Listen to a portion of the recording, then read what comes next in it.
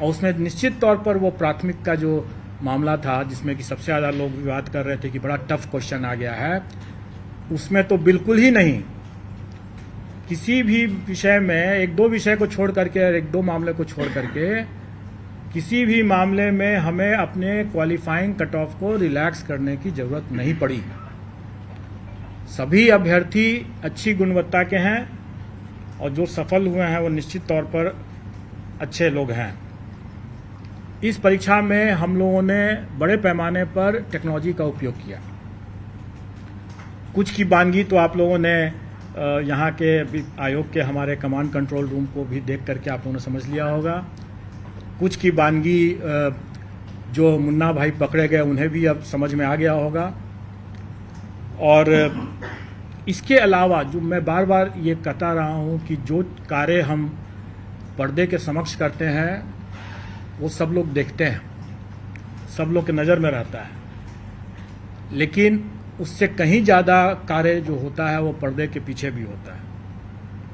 और पर्दे के पीछे का कार्य महत्वपूर्ण होता है, लोगों की नज़र में नहीं रहता है, इसलिए ज़्यादा उसमें हम लोगों को एहतियात बरतने की ज़रूरत पड़ती है। आज जो हम इतने परीक्षा फल को बनाए हैं और आज जो हम जिला आवंटन कर पाए हैं इतने कम समय में, इसका श्रेय जाता है हम लोगों के टेक्नोलॉजी को यूज़ करने का। हम लोगों ने सारा चीज़ सॉफ्टवेयर से किया, रिजल्ट भी बनाया सॉफ्टवेयर से, और डिस्ट्रिक्ट एलोकेशन भी सॉफ्टवेयर से हम लोगों ने किया है। और इसको हम लोगों ने आगे बढ़ाते हुए, चूंकि हम लोगों ने देखा कि डॉक्यूमेंट वेरिफिकेशन के समय जो हम लोगों ने 11th, 12th and 9th, 10th का जो डॉक्यूमेंट वेरिफिकेशन का काम कराए, उसमें हम लोगों ने पाया कि अभ्यर्थी आवेदन देते समय 1000 तरह की गलतियां कर बैठे थे। उसके बाद जब वो वहाँ पर डॉक्यूमेंट वेरिफिकेशन के लिए आए तो उसमें भी कई गलतियां हुए, क्योंकि कई लोगों का तो पूर्ण वेरिफिकेशन हो गया, लेकिन कुछ लोगों का पार्शियल हुआ। बड़े पैमाने में अभ्यर्थियों अनुपस्थित रहे जानबूझ करके, क्योंकि जब हम लोगों ने उनके डॉक्यूमेंट्स को जो उन्होंने आवेदन में जो दिया था उनको हम लोगों ने जब वेरीफाई किया तो हम लोगों ने पाया कि वैसे लोग जानबूझ करके अनुपस्थित रहे, क्योंकि उसके पहले 500 लोग ऐसे थे जिनका डॉक्यूमेंट वेरिफिकेशन में बिल्कुल ही अप्रमाणित पाया गया।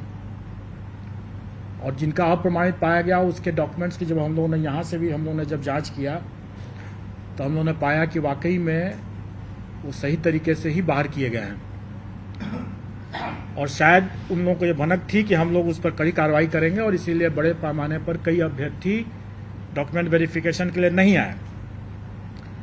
लेकिन कई ऐसे जेन्युइन अभ्यर्थी भी हो सकते हैं जो डॉक्यूमेंट वेरिफिकेशन में नहीं आए, क्योंकि हम लोगों ने उनका भी डॉक्यूमेंट अपने स्तर से चेक करने की कोशिश की। कुछ लोगों का पार्शियल वेरिफिकेशन हुआ था, उन लोगों का भी हम लोगों ने डॉक्यूमेंट देखा।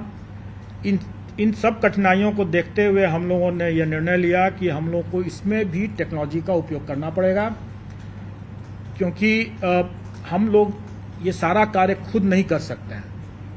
इतने बड़ी संख्या में जब ये हो रहा है तो हमें विकेंद्रीकृत दस्तावेज सत्यापन प्रक्रिया स्थापित करनी होगी, और वो हम लोगों ने किया। डिसेंट्रलाइज्ड डॉक्यूमेंट वेरिफिकेशन की व्यवस्था हम लोगों ने किया, जिसमें हम लोगों ने टेक्नोलॉजी एक लगाया है कि जो भी डॉक्यूमेंट अभ्यर्थी हमारे यहाँ देंगे वो हमारे ही पोर्टल से डाउनलोड करके जाएंगे, क्योंकि हमारे पोर्टल के बिना उससे डाउनलोड अगर नहीं किया हुआ होगा तो उसमें वाटर मार्किंग नहीं रहेगा। इसका मतलब ये होगा कि वो डॉक्यूमेंट हमारे पोर्टल पर नहीं है। तो जो चीज़ हमारे पोर्टल पर नहीं है उसका हम कोई संज्ञान नहीं ले सकते हैं, और इसीलिए हम लोगों ने जो डिसेंट्रलाइज्ड डॉक्यूमेंट वेरिफिकेशन की बात किया उसमें भी हम लोगों ने हिदायत दे दी है कि जो डॉक्यूमेंट आयोग के पोर्टल पर है ही नहीं उसका कोई संज्ञान नहीं लिया जा सकता है। इसलिए जब भी कोई अभ्यर्थी वहां जाते हैं, जो सफल अभ्यर्थी जाते हैं डिसेंट्रलाइज्ड डॉक्यूमेंट वेरिफिकेशन के समय अपने योगदान करने के समय, अगर उनको लगता है कि कोई डॉक्यूमेंट जरूरी है और वो हमारे पोर्टल पर नहीं उन्होंने अपलोड किया है तो वो बेशक अपलोड कर दें, अपलोड करें और फिर डाउनलोड करें और फिर उसको लेकर जाएं, क्योंकि उसमें वाटर मार्क हो जाएगा। वो प्रूफ होगा कि हमारे यहाँ वो आयोग के पोर्टल पर उन्होंने डाल दिया है, क्योंकि यही बाद में 10 साल 20 साल जब भी खोजा जाएगा तो यही डॉक्यूमेंट रहेगा और ये बहुत आवश्यक है। और इसीलिए इसमें भी हम लोगों ने टेक्नोलॉजी यूज़ किया कि वाटर मार्किंग और उसका रजिस्ट्रेशन नंबर दोनों को हम लोगों ने अंकित कर दिया। इन सब के बाद अब हम लोग कुछ आपको आंकड़े बता देना चाहेंगे जो आपके समझने के लिए होगा।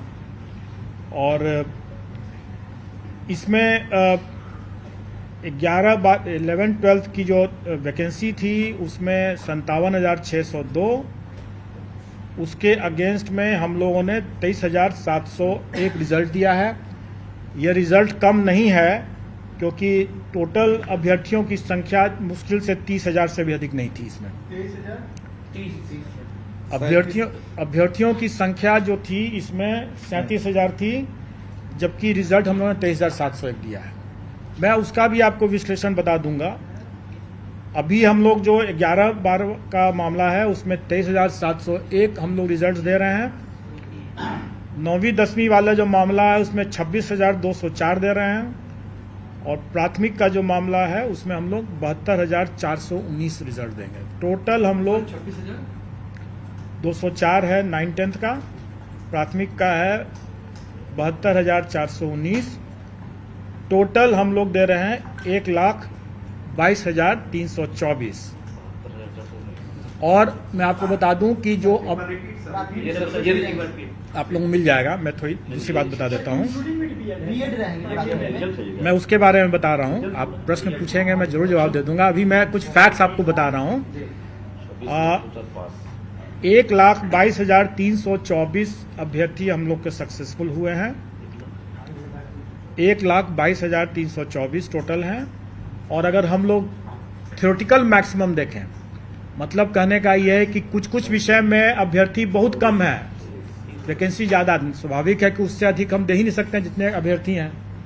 तो थ्योरेटिकल मैक्सिमम जो था वो 1,70,461 नहीं है, क्योंकि अभ्यर्थी कई विषयों में बहुत कम है वैकेंसी से। तो टोटल थ्योरेटिकल मैक्सिमम था 1,32,000, 1,31,000 कुछ 100 है, 1,32,000 मान लें। तो उसके विरुद्ध हम लोग देखा जाए तो हम लोग की उपलब्धि जो है वो 93% है। अब आप लोग जितनों का भी ये कहना था कि सरकार की नियत ही नहीं है अपॉइंट करने की, तो आप स्वयं समझ सकते हैं कि हम लोगों का क्या नियत था और हम लोगों ने क्या किया है। अब एक प्रश्न एक है जरूर, और वो प्रश्न है कि अभी जैसे पूछा भी गया कि बीएड वर्सेस बीटीसी का क्या होगा। तो इस पर तो मैं आप लोगों को सिर्फ एक गाने की पंक्ति बोल सकता हूं कि तुम्ही ने दर्द दिया है तुम ही दवा देना। अब जिसने दर्द दिया है वो दवा भी तो वही दे सकता है, और जब तक दवा नहीं है तब तक इलाज संभव नहीं है। मैं समझता हूं कि आप लोगों को उत्तर मिल गया होगा। सर तो इंक्लूडिंग रहेगा या नहीं सर? मैं समझता हूं कि आप लोगों को उत्तर मिल गया होगा। सर मतलब ये क्लियर हो गया ना सर, रिजल्ट दे रहा है प्राइमरी का सर? रिजल्ट हम प्राइमरी का बिल्कुल देंगे जी, 20 के बाद बिल्कुल देंगे। जब निकल जाएगा आप लोग खुद ही हम लोग के पोर्टल से आप लोग पता चल जाएगा।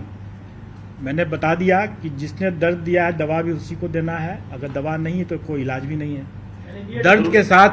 दर्द के साथ आगे जीवन आगे बढ़ाना पड़ेगा। दुर्गा पूजा से पहले दे रहे हैं रिजल्ट प्राइमरी का सर? हर एक प्रत्येक रिजल्ट जो है वो दुर्गा पूजा के पहले हो जाएगा। पोर्टल पर आ जाएगा, सारा पोर्टल पर आ जाएगा। और मैं तो यही कहूंगा कि हम लाए हैं कश्ती तूफान से निकाल के, तो अब तो सफल अभ्यर्थियों के हाथ में है कि वो कैसे इसको संभाल के रखते हैं। सर अभ्यर्थी का प्रश्न है सर, वाटर मार्क को लेकर सर, तो उसका मतलब कुछ वाटर मार्क को लेकर अभ्यर्थी लगातार कॉल कर रहे हैं। उसमें जो अपलोड किए हैं सर उस पर नहीं है, कोई अंक कट जा रहा है, तो उनके साथ क्या होगा? कुछ नहीं होगा, डोंट वरी। अगर कोई, जैसे मैंने क्या कहा कि हम लोग इसको पोर्टल को ओपन कर दे रहे हैं, अगर कोई अभ्यर्थी अपलोड नहीं कर सके हैं वो भी वहां पर अपलोड कर लेंगे और फिर से डाउनलोड करके जाकर दिखा देंगे। सर एक सवाल है, आपने कहा सबसे तेज रिजल्ट दिए हैं, लेकिन रिक्तियों के मुताबिक अगर देखा जाए तो नहीं, हमने ये भी कहा कि हम लाए कश्ती तूफान से निकाल सर, योग्य ये अभ्यर्थी पूरे तूफान के माहौल से हम लोगों ने कश्ती निकाल के सर लाया। सीटें खाली रह गई, क्या मानते हैं अभी भी योग्य अभ्यर्थी की कमी है बिहार में? देखिए, जो सीट खाली रह जाती है या जैसे डॉक्यूमेंट वेरिफिकेशन जो अभी प्राइमरी का डिसेंट्रलाइज्ड वे में नए तरीके से अभी होना बाकी है, जो कि योगदान के समय होगा। जो डॉक्यूमेंट वेरिफिकेशन हम लोगों ने कराया डिसेंट्रलाइज्ड वे में 9, 10, 11, 12 का, उसमें जो हम लोग का पार्शियली वेरीफाइड हुआ उनको हम लोग फिर से मौका दिए हैं और वो वहाँ पर जाकर के दिखा सकते हैं। उसके अलावा ये भी है, जैसे बहुत बार लोग बोलते रहे हैं कि कई अभ्यर्थी अपना गलत सर्टिफिकेट दे दिए जो कि उनकी अर्हता नहीं थी। अब STET की परीक्षा, B.Ed की परीक्षा के पहले या बाद में, या PG की परीक्षा के पहले या बाद में, ये सब निर्णय राज्य सरकार को करना है। लेकिन अगर मान लें, आपसे मैं एक प्रश्न कर रहा हूं कि मैं एक अभ्यर्थी हूं और मैंने 11, 12 भी क्लियर कर लिया और 9, 10 भी क्लियर कर लिया, तो हम अगर उसको 11, 12 में अगर उसका हम डिक्लेयर करेंगे रिजल्ट और 9, 10 में नहीं करेंगे और कहीं वो 11, 12 की डॉक्यूमेंट वेरिफिकेशन में पोस्ट ग्रेजुएट डिग्री उसका नहीं सही पाया गया तो वो बाहर हो जाएगा। और अगर हम 9, 10 में उसका रिजल्ट नहीं देंगे तो उसमें ही बाहर हो गया, जबकि हो सकता है कि अंडर ग्रेजुएशन में वो सही हो उसका। तो इसलिए हम लोगों ने रिजल्ट में किसी को वंचित नहीं किया है।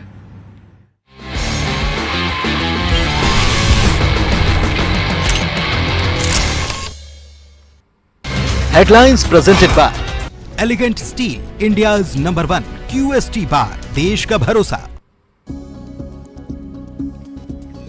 बिहार में लॉन्च हुआ चौथा कृषि रोड मैप। राष्ट्रपति द्रौपदी मुर्मू ने किया शुभारंभ। 3 दिवसीय दौरे पर पटना पहुंची हैं राष्ट्रपति।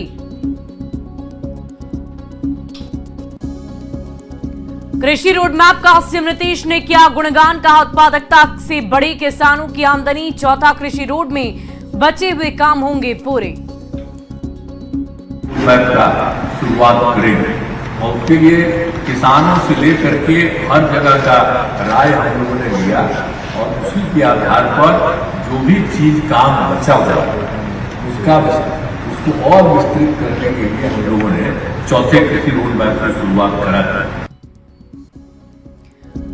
राज्यपाल राजेंद्र विश्वनाथ आर्लेकर ने अधिकारियों को दी नसीहत। का सिर्फ कागज पर नहीं, जमीन पर दिखनी चाहिए काम। जो भी योजनाएं बनते हैं, जो भी कार्यक्रम बनते हैं, वो सिर्फ उस व्यक्ति तक पहुंचने की आवश्यकता है, अन्यथा कृषि रोड मैप अपने कागज पर ही रहेगा। इन सबको वहां पहुंचने की आवश्यकता है। दरभंगा के बहेड़ी में बेखौफ अपराधियों ने एक व्यक्ति को दौड़कर मारी गोली। लोगों के इकट्ठा होने पर भागे अपराधी। पटना में फर्जी नर्सिंग होम पर प्रशासन का डंडा। ऑपरेशन कर रहे 2 फर्जी डॉक्टर गिरफ्तार। ग्रामीणों की शिकायत पर पहुंची थी टीम।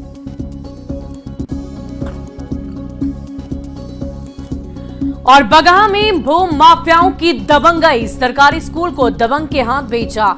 ग्रामीणों ने एसडीएम से लगाई गुहार। Headlines presented by Elegant Steel, India's #1 QST bar, देश का भरोसा।